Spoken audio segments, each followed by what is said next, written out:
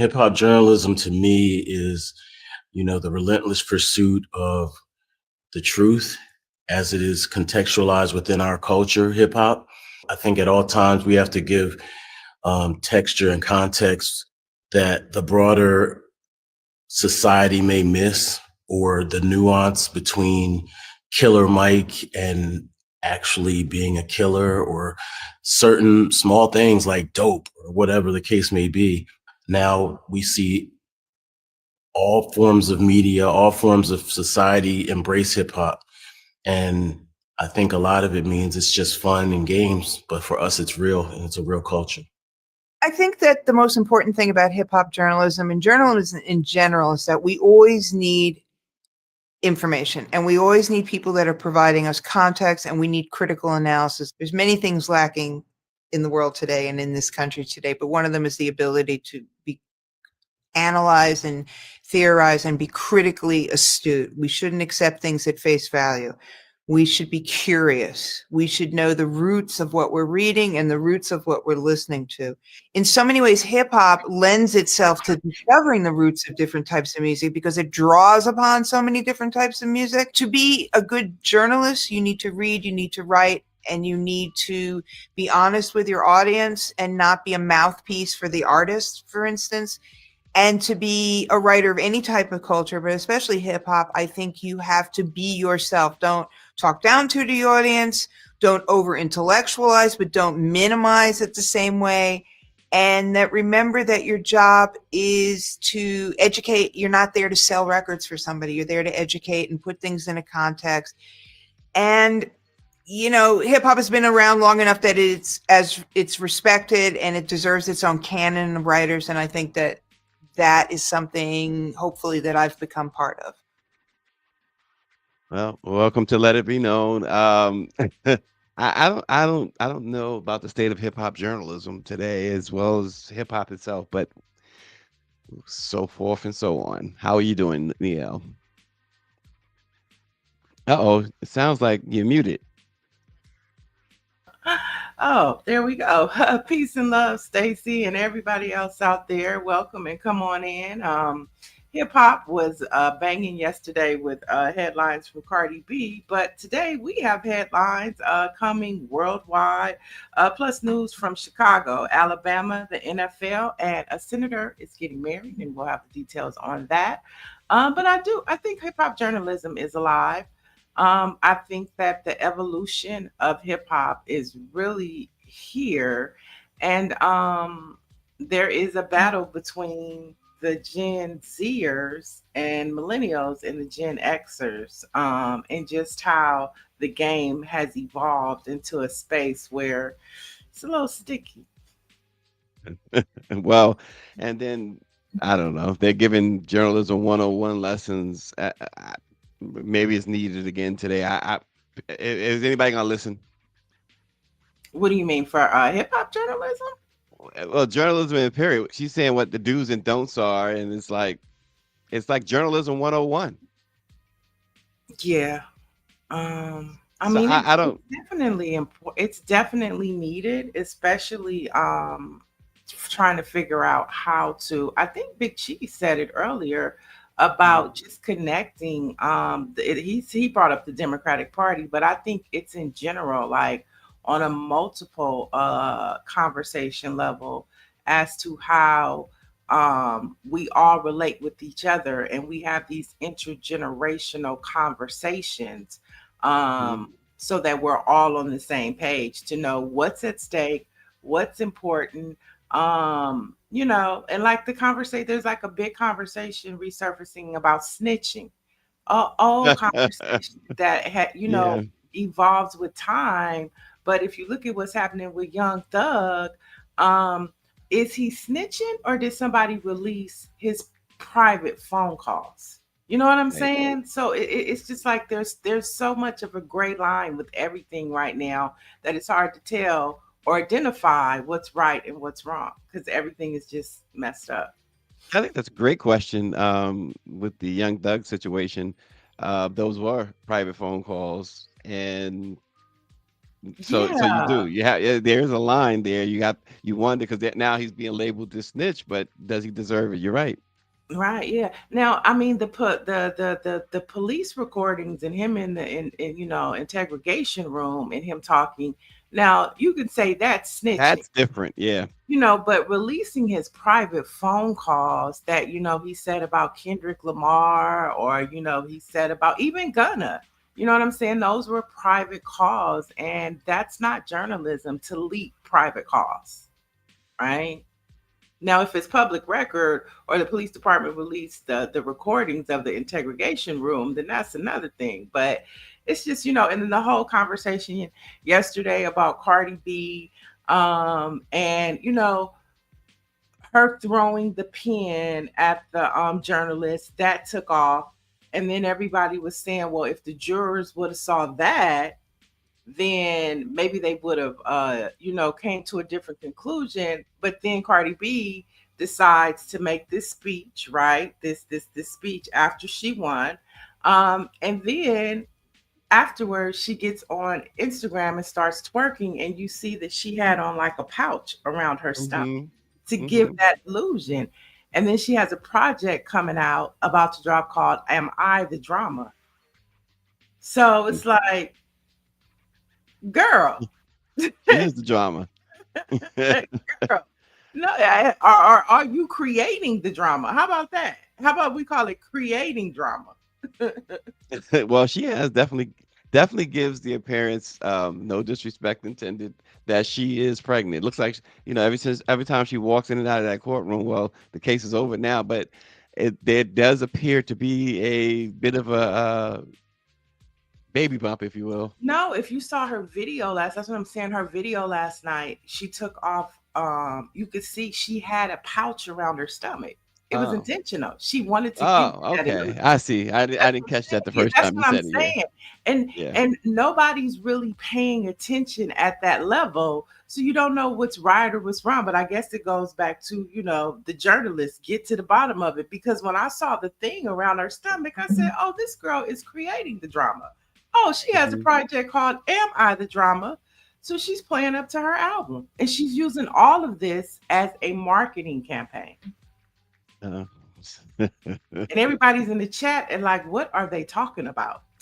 mm, wow. Well, and so it also lends to her performance in court too. I mean, because Now that's that just was Cardi. Now that's just her. okay. Okay. That's Cardi B. Mm. Yeah, obviously they didn't have a case there, but daggone it was just the weirdest thing. One of the weirdest cases, civil or otherwise, that I've seen in a very long time. Well, I think I mean, she definitely gave the court some color, you know, because, she had more than a yes or a no just with her yes and no. I mean, the theatrics, the facial expressions, the hand gestures. Everyday Uh, hair. yeah. And you know what? I think she also proved that you can win over a jury. I think she won over she had the Well, that court is the laughing. idea. Hmm. She had them laughing. She had them engaged. Yep. And so then people started buying into what she was saying. Yeah, that is the idea, to win them over. And she did just that, because like you said, they were laughing along with her, and now we couldn't see the judge, but I wonder if he cracked a smile or two, because it was Hmm. it was it was kind of comedy, and the way those questions were horrible. If I was the person who hired him, that attorney, I'd be furious Oh with yeah, he him. was horrible. He was He was definitely absolutely horrible. horrible. But yeah, I That don't even think the reporter that she threw the pen at was a real reporter. I think it was all staged at this point. After the way she teased us all last night with that twerking video, I don't think the reporter was real. It was all publicity stuff. Okay. Well, in other news this morning, while the president is painting minority cities as crime-ridden war zones, I'm sorry, new reports, not both, but new reports show the opposite, that it is actually the MAGA states that have the highest murder rates. Washington D.C. is already, which already looks like an occupied third world country, um, with a federal judge saying that Trump's use of the National Guard and the military in Los Angeles illegal, and he threatening to send them to Chicago and Baltimore and other places. But the problem appears to be the violence in places like Mississippi, Louisiana, Alabama, Missouri, all Republican led states with some of the highest murder rates in the nation. So, again, um, this is all about Black and brown folks that he has set his aim on. And, it's just the way we've expected it. For sure. I mean, I think that, the sad part about all this is that our country was in a direction of where the FBI was really putting out real data that like the biggest threat to domestic terrorists is white men. And they were on Capitol Hill testifying about this, and they were, figuring out how to combat it, right? And so when you see stories like this and you think about what Donald Trump is doing and thinking about what the real threat to this country, it's important to have stories like this and to have, journalists still reporting on things that are factual. It's not Black and brown people, and it's these rural white American territories that are the ones that have the biggest crime pockets. Yeah, and that's why it's infuriating for many. I've been reading a lot of comments from the DC City Council, from some activists, and we also saw a commentary online from an activist going hard on Mayor Bowser, and rightfully so. And now she named this new task force or whatever it is after Trump, some big beautiful safety thing or whatever. She named it herself. It's like, okay, are you really? Maybe we shouldn't be so mad at her. Maybe we should have understood a long time ago who she was, because prior to Trump, her policies were already, her crime policies were already hurting Black folks and children, young children. So MAGA, some of us expressed surprise about Gloria Gaynor and that whole Hollywood, I'm not Hollywood, Kennedy Center thing, and her revealing her MAGA roots. Mhm. Bowser probably is finally feeling comfortable enough to show that she too is MAGA. Yeah, it would be interesting to have a conversation with her, um, just to figure out her why. You know what I mean? I don't know if it's because DC doesn't have statehood. I think what Donald Trump is doing to DC is a prime example of why DC needed statehood, because he's Mm. able to go and militarize this city the way that he has because there's no statehood. And so for me, that's one of the things that pops out to me. I didn't think about it from this perspective, but now I understand why the people of DC wanted statehood. I just want to, Michelle Madison, there's a video that Cardi B released last night, and she actually had like a thing, like a cushion around her stomach to make it look as if she was pregnant. She's not pregnant. It's the So I drama, just, right? it's the drama. She shot a twerk video last night, and you saw it. She had the shirt on, but you could see the bun around her stomach. Yeah, That's a she's shame. tricking us off. But back to Muriel. So yeah, I would be interested just to ask her, a few questions about, how does she feel about Black DC not reacting in kind to the way that she is responding to this Trump administration trying to take over her city. Well, exactly. This is RNG says that she can't be trusted. The trip to Mar-a-Lago was enough for him, and I said the same thing at that time. This was prior to Trump taking office. Um, she flies out there, which was Mhm. odd. And then she goes to the White House for other photo ops and kiss the ring and et cetera, et cetera. Mhm. She has done as I'm gonna use that word again. She has done more capitulation than anybody else, and probably like you said, I'm sure part of it is that she is caught between a rock and a hard place with no statehood. But again, when I thought about it and looked back at her policy, I criticized her policies a year ago, 2 years ago. Her policies about locking up school kids, her policy about no, she was just like him with the idea that they shouldn't have bail. Um, these are MAGA policies, and But I so mean, they said the same thing about Kamala Harris. They said she was locking up parents. But when you get into the devil of the detail, it's a little more trickier than that. I mean, and when you look at even like our mayor here in LA, she got dragged for multiple reasons. I mean, the fire and things like that. But when it came time for somebody to have her back, she had a governor to have her back. When you look at what's happening in Maryland, and Brandon Scott, is nobody is questioning him at all, but he has a Westmore to have his back, and even when you look at the mayor in Chicago, Brandon Johnson, a lot of Black folks don't like him. But him and the governor are aligned. And Mhm. so even for her to have an opportunity to be like, well, to redeem herself, I mean, she has none. But I just think that, Mhm. politics are messy. Mhm. Like Karen Bass, she has issues out here with her constituents. Brandon Johnson has issues. I think everybody loves Brandon Scott.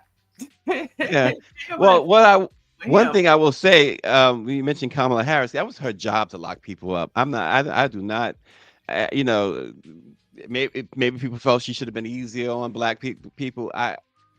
It wasn't her job to not lock people up. Her job description is to lock you up, and so she was doing her job. And if you wanted to stay out of her crosshairs, just don't get in trouble. Well, no, I think see, that's what I'm saying. Like with district attorneys, like it's their job to lock people up, but we know a lot of times that district attorneys collude with police departments, and that's how Yeah. so many Black and brown people are locked up. She stepped into a space where there was a narrative that wasn't true, so to Mhm. say. And I think she considered herself one of those Black people that the only way you can change the system is to be a part of it.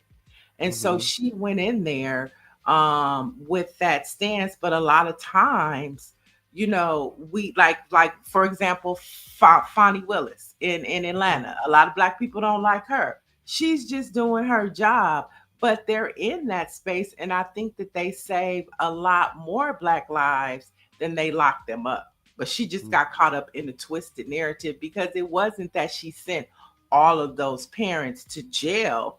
She was just trying to set up a mandate because there was a truancy issue within the city at the time that she was the district attorney of. So the only way to force parents to send their kids to school was to put some, consequences.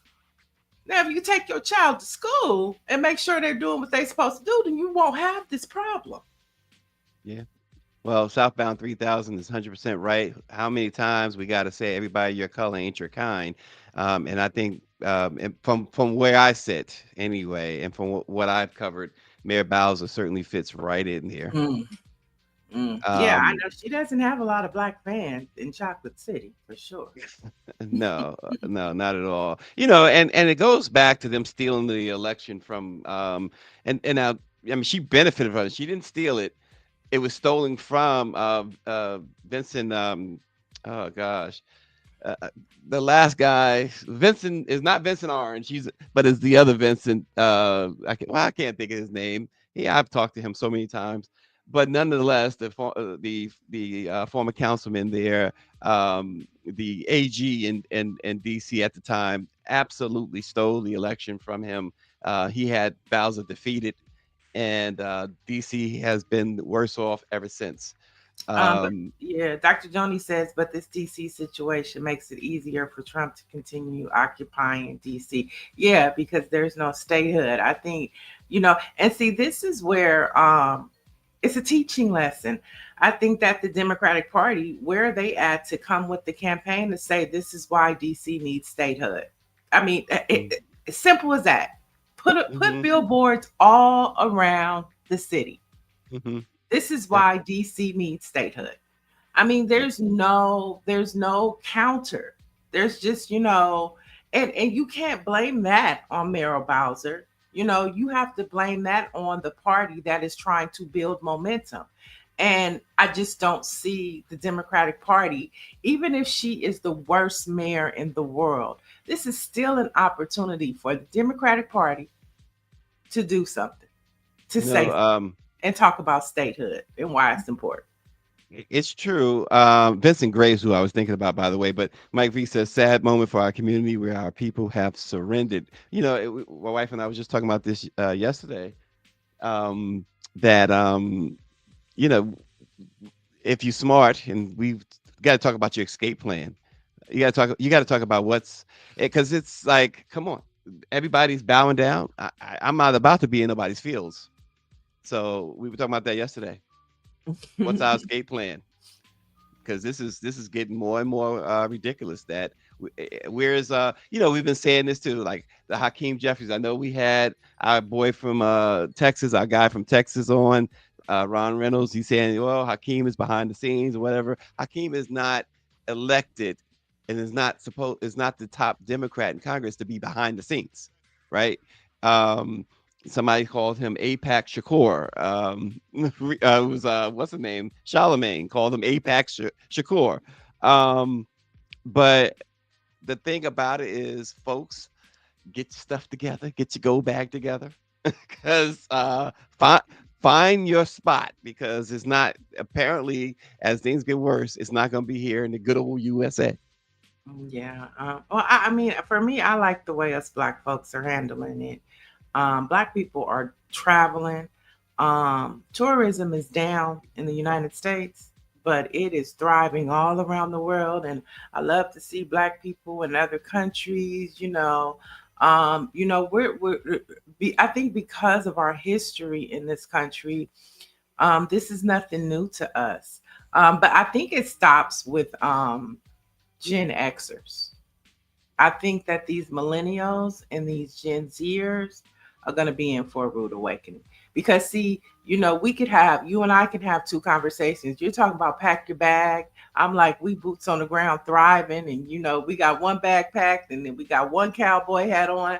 But these Gen Zers and these millennials, they don't think nothing's wrong. And I think that's the problem.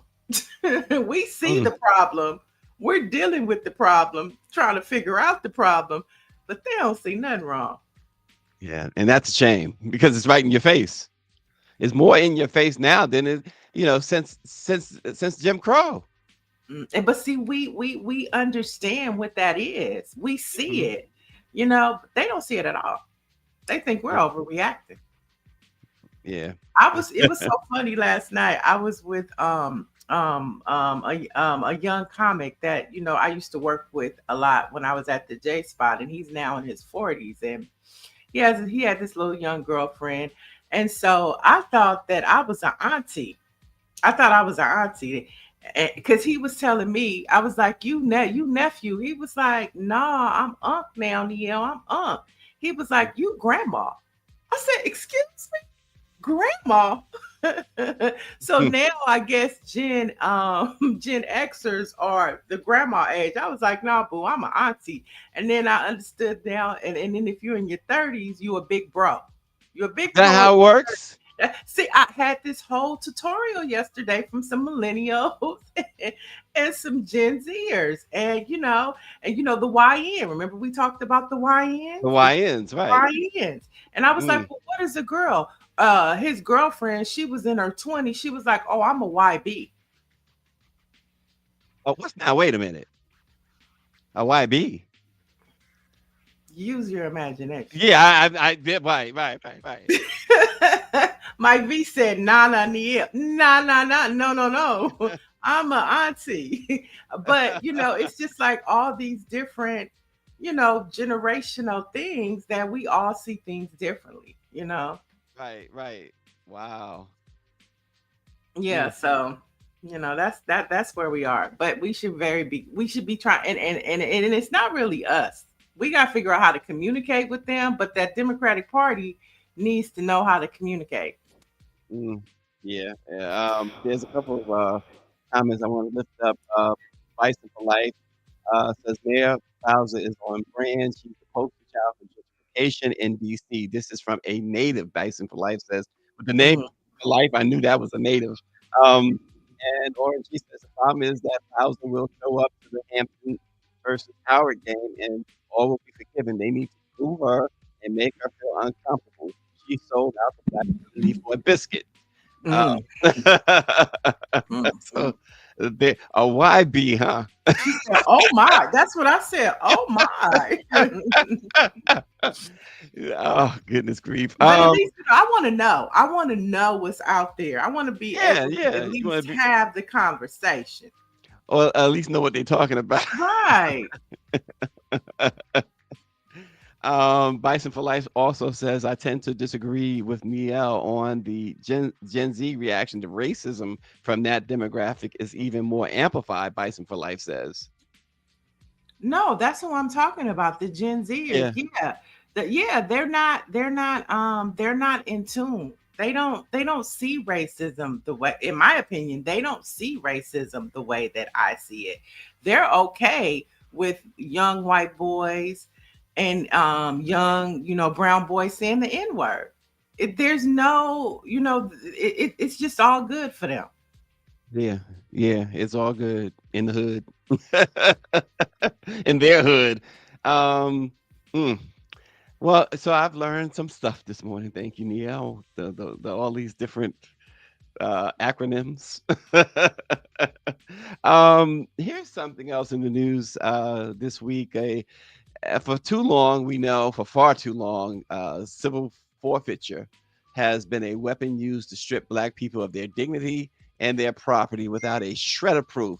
In the case of Brian Moore Jr., a young Black man from Atlanta, well, he was on his way to Los Angeles to film a music video, which he said was his dream, when DEA agents at the airport seized more than $8,000 of his cash simply because they thought he looked suspicious. There was no crime and no charges, just that he dyed his hair. He had black skin, and of course, a victim of a racist system that profits from stolen money. Mm. But this time, the system was forced to answer. A federal appeals court not only ordered Moore's money returned, but made the DEA pay his legal fees more than $15,000. He said, I felt a little bit of justice finally. So, for folks who really don't understand, when they seize uh, your assets at the airport, your cash or whatever, they Mhm. don't necessarily have to give you this reason. They just, like this guy, you look suspicious. Well, it takes a lot to get it back. As you see, it took 15 him to fight it. It took $15,000 for him to get 8,000 back. But fortunately, in this case, the judge ordered the DEA to pay that $15,000 to his attorneys. Mhm. But a lot of people have just let it go. They have Mhm. kept on moving. The fight has proven to be too tough. But in this case, this young Black man said, "You know what? I'm fighting. I'm fighting because they take your money, they take your property, and that's that." Yeah, for sure. Yeah, I mean, we definitely know that systemic racism is real and the system is rigged because it's all about big bank, take a little bank.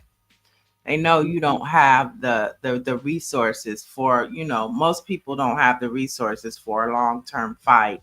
And if you don't have and a lot of times, even if you do have the money for a good attorney, a lot of these, especially um attorneys for black men, like I know, like even, they take advantage of us as well. You could get a slick attorney. I mean, look at all the attorneys that were representing these alleged victims from Diddy, or the one that took the case against Jay-Z. It's all about a money grab for them, and they really don't care for their clients either. So it's a dirty game out here.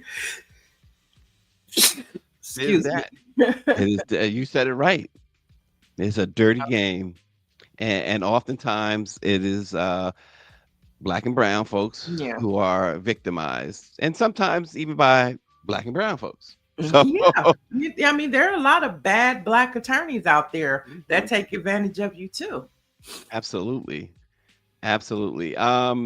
Black representation on television, folks, is not just entertainment. It's survival, it's validation, and it's possibility. Issa Rae's new documentary called Seen and Heard: The History of Black Television debuts on September 9th in just 6 days on HBO and HBO Max. And um, for many, it reminds them that seeing ourselves on the screen shapes how we see the world and how the world sees us. From the 90s, when shows like Family Matters and The Fresh Prince of Bel-Air reached every living room, to the erasure that followed, and now the fight to reclaim space, this history has proved that representation isn't optional, it's essential. So Issa Rae has put a lot into this documentary, and people are telling these stories that were there, that are there, that were behind the scenes, and that are behind, who remain behind the scenes. Mhm. So she wants to make that point. Black television isn't just about visibility; it's about truth.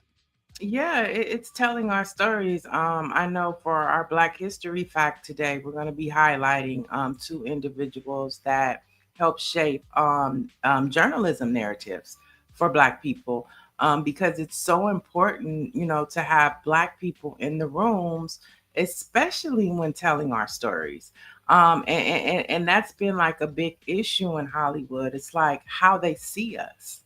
You know what I'm saying? They only see us one way. And so when you have more stakeholders in the room, it begins to tell a different story. I mean, thank God we had like allies, like white allies, like a Norman Lear. Like, thank God for Norman Lear, because he helped us tell our stories, right? In a time where, you didn't see a lot of that, and he was a white ally. So to have now all of these different types of stories, to where we could see ourselves as to really who we are, like, having Sex in the City, but also having Living Single and Girlfriends, and having, like the show Friends.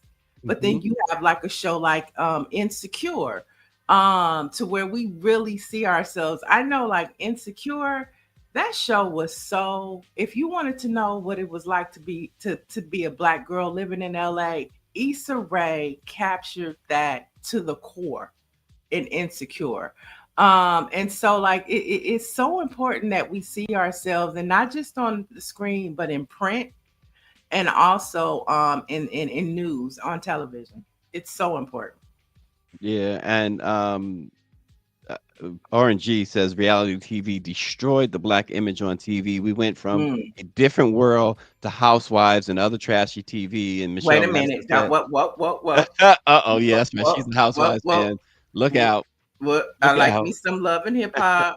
I like me some real. I love me some Housewives. Come on now, Right. we like it. They do. I mean, it's messy, but they do show that Hey, I love it. Don't talk Well, about the Mi- Housewives. Michelle Madison said that Tubi TV has a genre of movies made, produced, and directed by Black people. Hmm. And Dr. Joni says, yes, Norman Lear, and as we spoke about, Ed Sullivan showcasing all the Motown artists on TV before that was There you go. expected.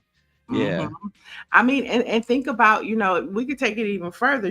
We had American Bandstand, and then Don Cornelius said, no, we need Soul Train. Mhm. Yeah. And think of the difference as to, Dick Clark did his best with American Bandstand, but Don Cornelius took it to the next level and gave you the Black music experience, Hmm. not just from the artist, but just to the Soul Train line, the Scrabble board. It was just a Black vibe. I mean, which was totally different from just dancing on American Bandstand. So when we get a hold of things, not just in front of the camera, like the key is to be behind the camera, to be Yeah. able to control the spin and the narrative. Yeah. Mike B is wondering, was it Mike B? Yeah, Southbound. I was wondering, Southbound 2000, was Norman Lear really for us? He remembers the good time situation.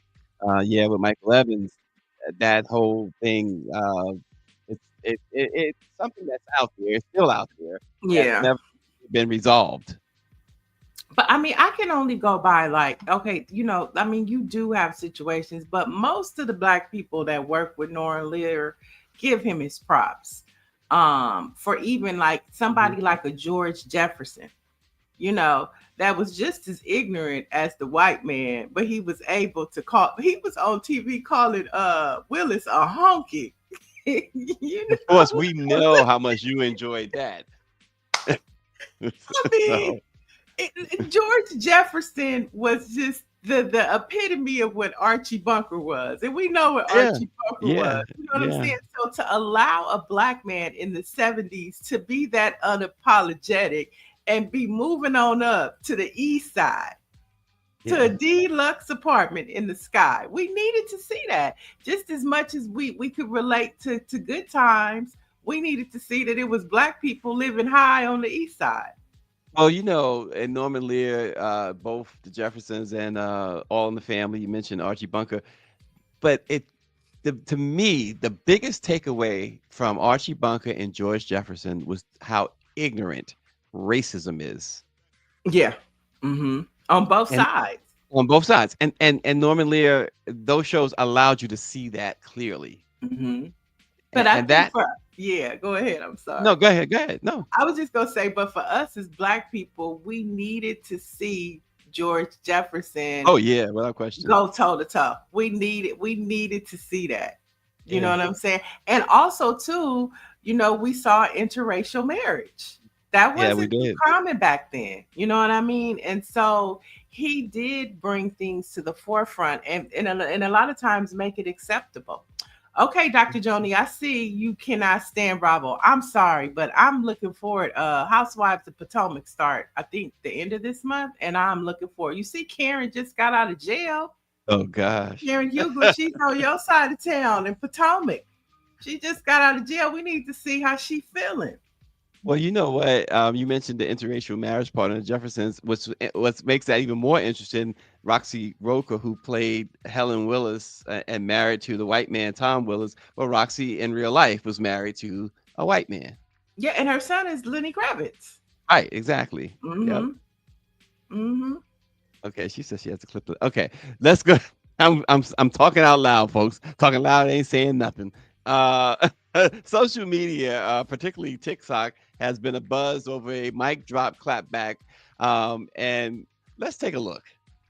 Called me slurs over and over again in my live stream the other night for no reason. Guess what? You're going to get kicked out of the United States Navy. You know how they tell us that we should be careful what we do on social media because there could be real life consequences? Hi, my name's Real Life Consequence. I've done a thorough background check and now I know everything about you. I know what little town in Texas you're from. I know your name, your phone number, your email address. I've seen your disciplinary records. I know the names of all of your family members, including your dead mother and your daughter who turns 2 next week and her mother who's going to have to pay for all the birthday presents this year because you came into my live stream and saw a black man who was talking about Pokemon cards and video games, and you assumed, yeah, he's not going to do anything if I call him slurs repeatedly, even though he's trying to help me. Turns out I am going to do something. Turns out there are so many things I can do because I have all the screenshots. I have all of the recordings. I know that after you left my live stream, you went into someone else's and started talking about how much you love Jesus and God and the Bible. So maybe I should send that evidence to the church you go to in that little town we both know about. I know exactly which boat in the Navy you serve on, and I know the names of black sailors that serve on the same boat as you. Maybe I'll send the clips to them as well. But only after I send them to the Naval Inspector General's office because I'm getting you fired. I'm getting you kicked out of the Navy. There's nothing you can do to stop me. There is no apology I will accept. There is no excuse I will listen to. There is no money you could offer me. You're getting fired. And when you're working the graveyard shift in an Amazon warehouse and your back hurts and your feet hurt and those white bright lights are beating down on you and the teenager who still has his life ahead of him walks up to you and says, "What are you doing here?" Tell him the truth. Tell him about me. Oh, wow. That's self-explanatory. That is just classic. I mean, can that right there.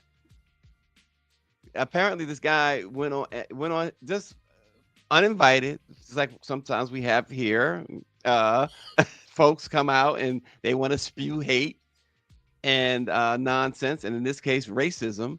And he just said, "Okay, I got your number." Yeah, I mean that's a millennial and Gen Z for you. um, hey, do Yeah, what you Mike, gotta he, do. he cooked. Right, he cooked. Orange G says in a normal U.S. military, that guy would be fired, but under Trump, the guy will Yeah, be rewarded. that's what I'm saying. Yeah, it's like, Yeah, and that's what Dr. Joni saying the same thing. She says, "Good for him, but I fear Trump, who owns the military, won't fire anyone for racism." Of course not. yeah, yeah. Hmm. But but at the same time, you listen to all the other things that this guy had. This young man got on this guy. He knew the age of his daughter. He Hmm. knew, the guys who he works with on that ship, black guys who he works with, in the military, who, like he said, he's gonna send it to them too. Yeah, I mean, I do it, but then I also think that's a cautionary cause, of just how the internet has all of our information.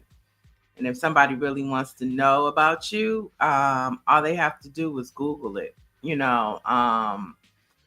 So it's a catch-22 with that as well, because it shows us that, if you say something to somebody on these social platforms, they can go down a rabbit hole and have all your business and maybe show up at Everything, your doorstep.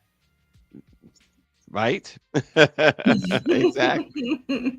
So But beware what you say yep, about people on the internet. Not only yep. can you about to lose your job, you might find them on your doorstep at saying, "Say it to my face." Mhm. All right, guys, we have a few more headlines to get through. And first, we're going to start international. In a world first, over 250 media outlets blacked out their front pages and broadcasting programs to protest the killing of journalists in Gaza. This took place on Monday, and the operation comes as 220 journalists have been killed by the Israeli army in the Gaza Strip in less than 23 months. Now, this is according to the RSF data, and with little media coverage because of this Trump clan taking over media.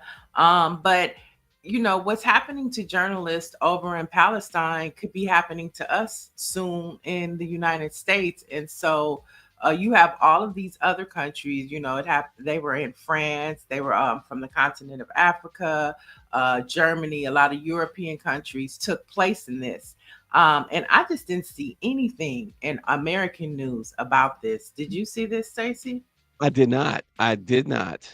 I mean, over 200 news outlets stood up, and it wasn't just for the Palestinian people, but it was for journalists who were out there reporting truth. Yeah. And Netanyahu and his army just decided that, I don't want you to tell the truth. So I'm gonna send bombs to where you are, to the media camps, and blow them up. But it's crazy that the lack of attention that it's given here, with the media here. It's absolutely bizarre. Well, You know, crazy. I won't say bizarre, but crazy. Yeah, and meanwhile, where you have these other over 250 news outlets from dozens of countries, and then you see this morning, did you see that China had their military parade? Yes. And you Yes. saw who was there, right?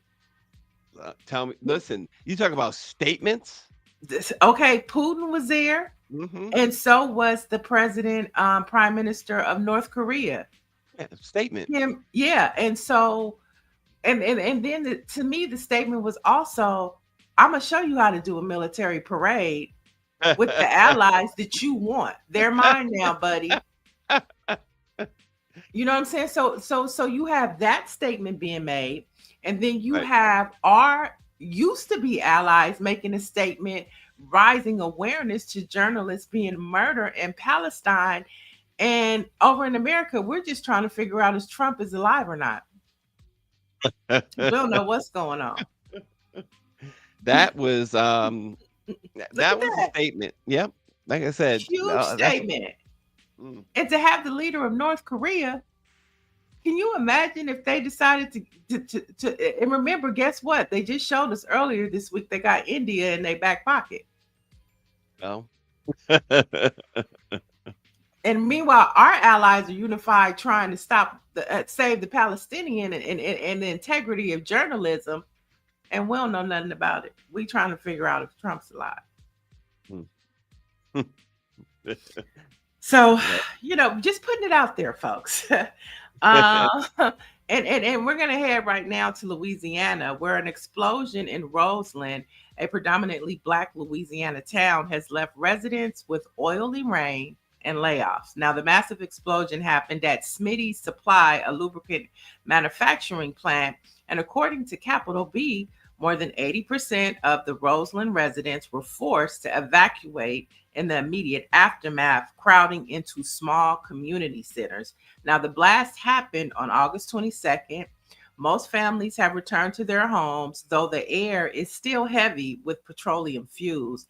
And to top it off, former employees said they were laid off days later, receiving little more than $250 a month severance pay.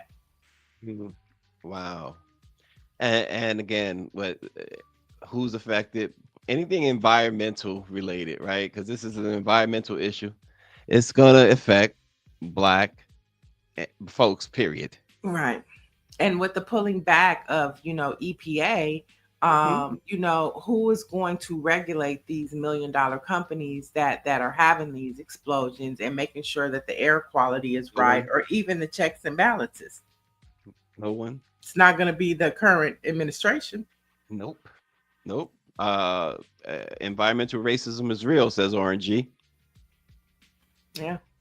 And then let's head on over to Chicago, where the mayor, Brandon Johnson, has signed an order detailing how the city will resist a potential immigration crackdown threatened by the Trump plan administration. Now, the order directs city agencies on how to respond to possible immigration enforcement actions. And Trump has already deployed about 2,000 troops in Washington, as we were talking about, or we've been talking about. And he's threatened to extend the order to Chicago, which he says is a mess. Now, the White House did respond to the mayor, Brandon Johnson's, his EO executive order, describing the order as a publicity stunt. Can you believe Donald Trump? Yeah. A publicity stunt. Right. Yeah, I believe it. I can believe it, but you know what? What's good for the goose is never good for the gander when it comes to that man. Yeah. And I think too, like he feels like he can do that because he has a governor that has his back, right?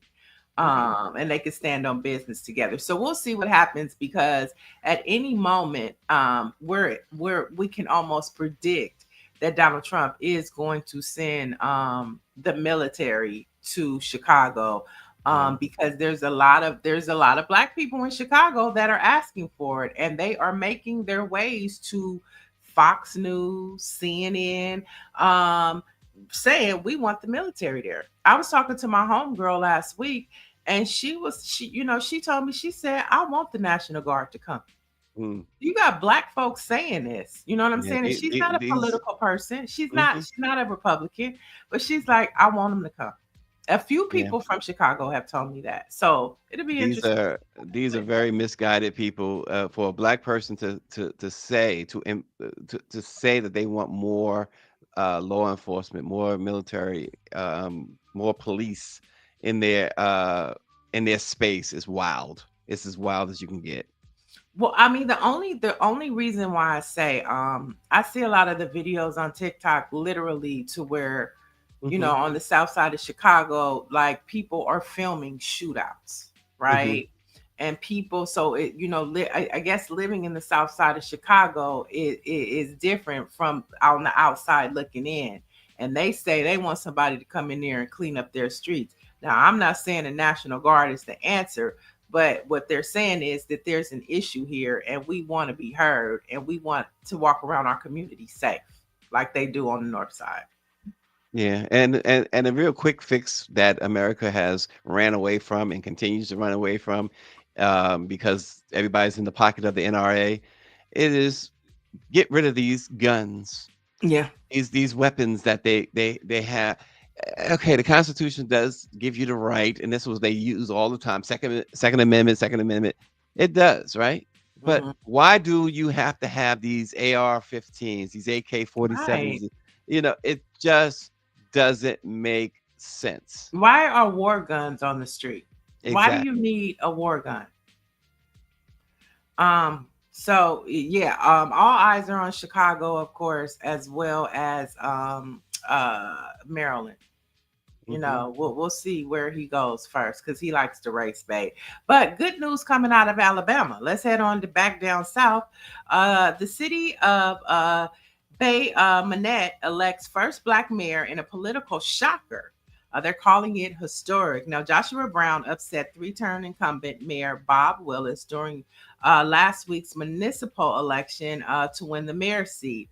He'll be sworn in November and will be the city's 18th mayor since the city's first elected position in 1907.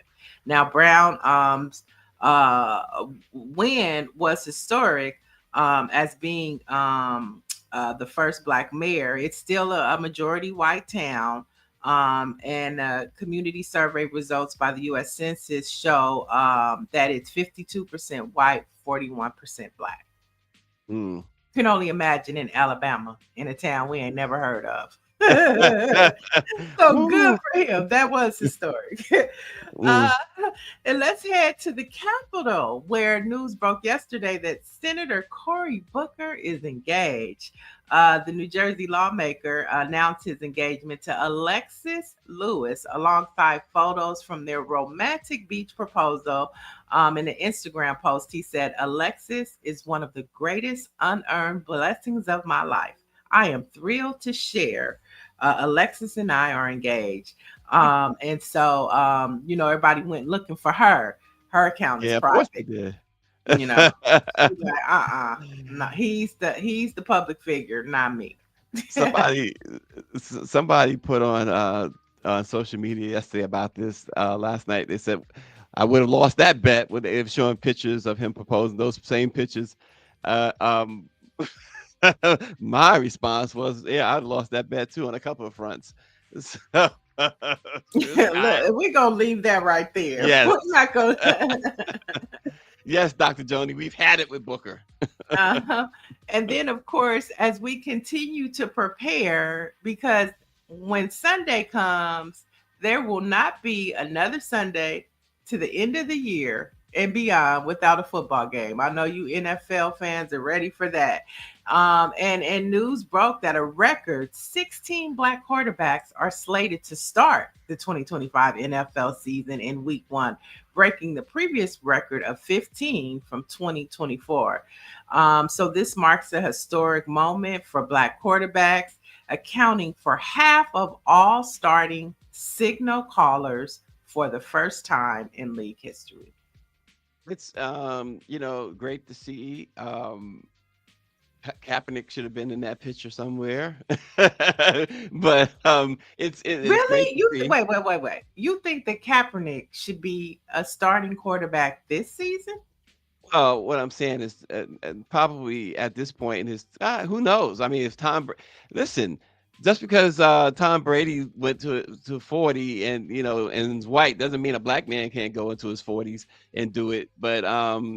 But what all I'm saying is that, you know, we know very well that Colin Kaepernick was robbed of his career, and that's just unfortunate. A guy took the team to the Super Bowl, took the 49ers to the Super Bowl, and no one had any use for him. You got to be kidding me.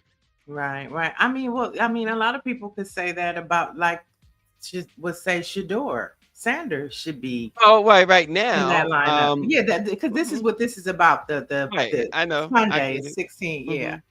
I get it. And you know, football is like the pastime now. There's no hands down. It is the sport that brings folks in this country together. Mhm. My sister, in fact, is having a huge opening night party See? tomorrow night, where there'll be the big screen in the backyard and food and everything else. Oh, So so the first game is tomorrow. tomorrow The night, first yeah, official game is tomorrow yeah, night. it's Okay. the Philadelphia Eagles versus the Dallas Cowboys. I see. I would go for the Eagles only because of Jalen Hurts. That would be the only That's reason. it. It's He like it's didn't go to the White House. typical. He said Yeah, he was well, busy. that was a better reason than, like, you ever go to a basketball game and well, you know a bit about basketball, but from a man's standpoint, Orangey, you take a date to a basketball game and the women tell you, I'm rooting for that team. Why? Because she liked the shorts. Yeah. I mean, I have my reasons why. Like, I like the Washington Commanders because Magic Johnson is a minority stakeholder. I Mm, like the Cleveland Browns because of Shador Sanders. There's no okay. other reason why I would even consider Cleveland. So I have my reasons why I like certain teams. But yeah, so we'll continue to have some more stories coming out of this season that amplify the blackness of the NFL. And last I but was not, go ahead. I was gonna leave this alone, but Miss Lavender wrote in, Niele. I know this takes us back a little bit.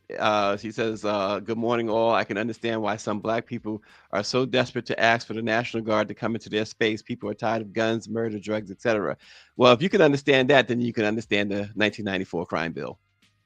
Yeah. But I totally agree with her because when my friend called me, she had called me because somebody had busted out all of her windows in her house.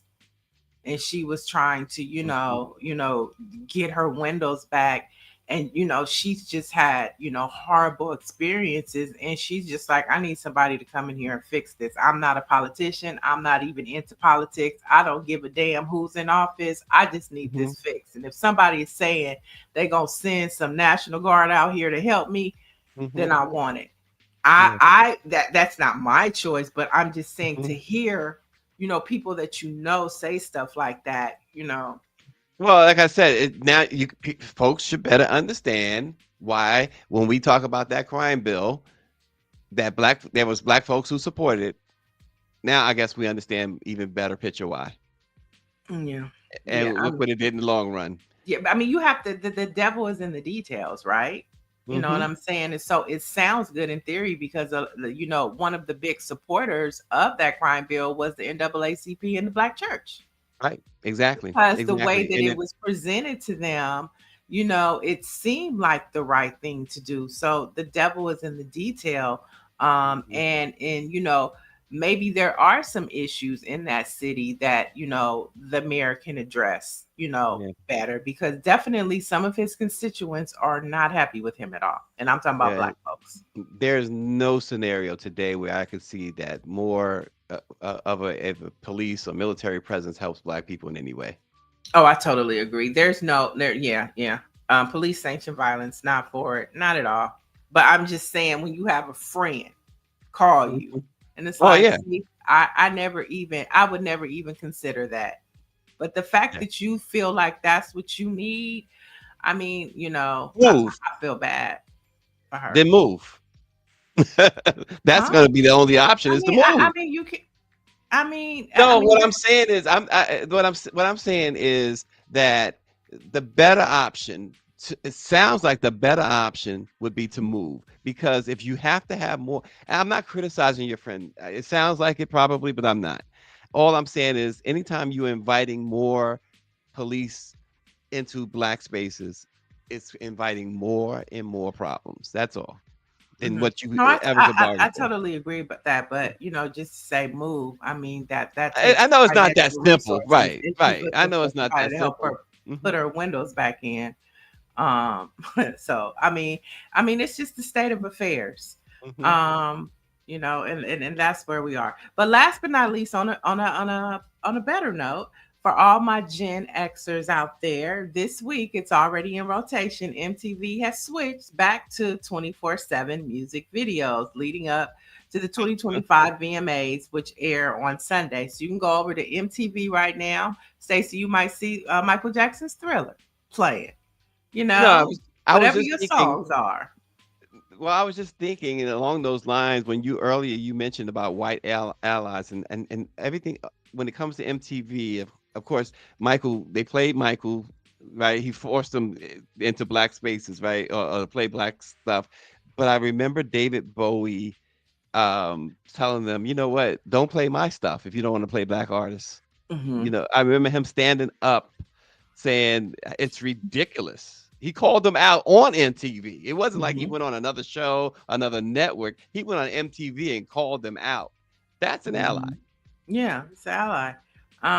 And so I mean, I just remember being little, loving to watch my favorite videos, waiting for Madonna's Borderline to come on, and then waiting for Lionel Richie all night long. To me, my MTV was never my thing. It was video, music box, Ralph McDaniels, DJ Ralph McDaniels, Friday night videos as well. They used to On come on, I think, NBC. NBC. Yeah. Yeah. I mean, of course, for me, my number one go-to was Video Soul, Donnie Simpson. Video Soul, Donnie Simpson. But that came a little bit later. Did it? Yeah, I think it came a little bit later. Because I remember when I first got cable in my household, the first channel that I was mesmerized by was BET. So the first experience with videos, and the first video I ever saw was Rhythm of the Night by El DeBarge. And then Lionel Richie came on after. But that was the first video I remember turning on the TV and Video Soul was on. And that was it for me. Okay, I was hooked, line, and sinker. And then going to MTV, I used to love Madonna too. So Madonna was on MTV all the time. All the time. Holiday, Borderline. So if you want that nostalgic feeling, and then remember in the 90s when they used to have this the Spring Fest and Destiny's Child and Jay-Z, and so all of that nostalgia all happening on MTV right now, y'all. Bring back DJ Ralph McDaniels. Did we have Ralph McDaniels? Yeah, we did have him on the show some time ago. He's out there doing something. All right, folks. Time for a couple of Black history facts. On this date in 1838, abolitionist Frederick Douglass escaped from slavery. He posed as a sailor wearing a red shirt, a tarpaulin hat, and a black scarf.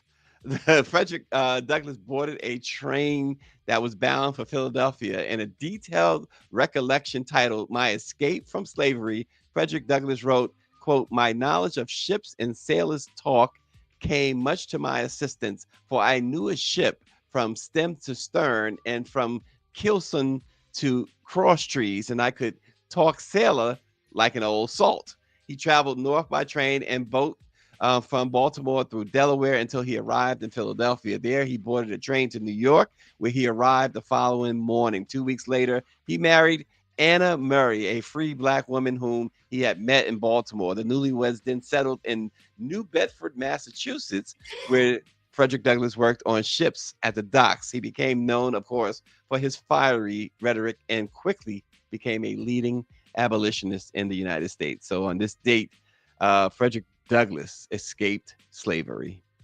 Nice. Lest we forget. And today we have a couple of important Black history facts in the world of print and television. As we started the show, we talked about how important journalism is. So in 1979, Robert Maynard became the first African-American to head a daily newspaper when he was named editor, publisher of the Oakland Tribune. Changing the narrative of how Blacks were perceived in that area of Oakland. And then in 1990, Jonathan A. Rogers became the president of CBS's television stations divisions, the highest ranking African-American in network television at the time. So 2 Black men changing how news is presented when it comes to Black folks and people of color in this country. Oh, isn't that something? Wow. Some great Black history there. And our Black-owned publication of the day is Black Virginia News. It began as many necessary things do, out of absence. Publisher and amazing journalist Lauren Burke said it exists to inform, yes, but also to remember to record and to resist forgetting. Black Virginia News investigates not for spectacle, but for survival, Lauren says. It is, of course, Black owned and Black controlled, and that is not a detail. She says it is part of a historic mission. It means something, and it always will. So Lauren Burke, that's her publication, Black Virginia News, and folks, check it out because she's got some great stuff. She covers Virginia as well, if not better than anybody. Yeah, and Lauren Burke also is a journalist for Black Press USA, so you could definitely read a lot of her stories, as well as Stacy's and April D. Ryan. So for the latest in Black news from Black people who are curating our experience unapologetically, visit BlackPressUSA.com. Stacy, tomorrow we have to jump into these Epstein files. Yesterday you had a lawmaker leaving the hearing crying. Miss Representative May, she was in tears.